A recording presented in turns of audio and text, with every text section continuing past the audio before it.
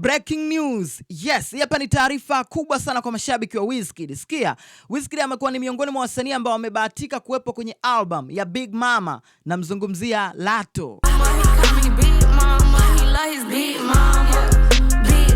You already know. Sasa kwa wewe ambaye huenda humfahamu Latto, let me give you a story behind. Acha nikwambie huyu Latto ni nani. Ukiwa unataja wasanii wa kike bora wa hip hop duniani, basi lazima utamention Latto kulingana na yale makubwa ambayo ameyafanya kwenye industry ya muziki wa hip hop duniani. Latto ni miongoni mwa wasanii ambao wamezizoa sana tuzo kubwa sana, na ndio msanii ambaye ameperform kwenye majukwaa makubwa sana ya muziki duniani. Lakini ukiwa unataja zile biggest collaboration za wasanii wa hip hop, pia lazima utamtaja Latto. Kuna ile dude moja linaitwa Put It On, That Flow Again, akiwa amemshirikisha Cardi B, one of the track ambayo still mpaka right now inatikisa sana game ya muziki wa hip hop. Lakini kuna dude linaitwa Brick Sam, amemshirikisha My Guy Playboy Carti, anakuambia atele Latto, tele M hoes, tele M keys. I told Latto put him in the hole, put him in the casket.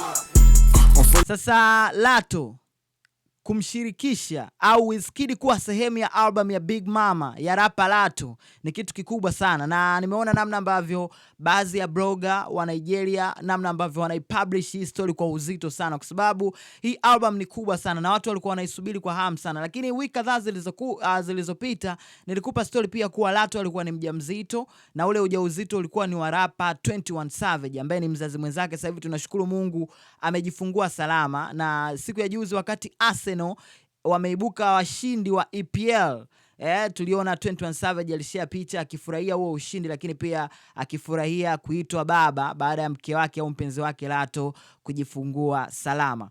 Unahisi hilo collab litakuwaje ambalo Latto amemshirikisha Wizkid kwenye album yake ya Big Mama ambayo itatoka muda wote kuanzia hivi sasa? Drop comment yako chini ya hii video, alafu ambia washikaji zako. Mimi naitwa Bounce, the #1 entertainment content creator in East Africa. Ambia washikaji zako nimemaliza.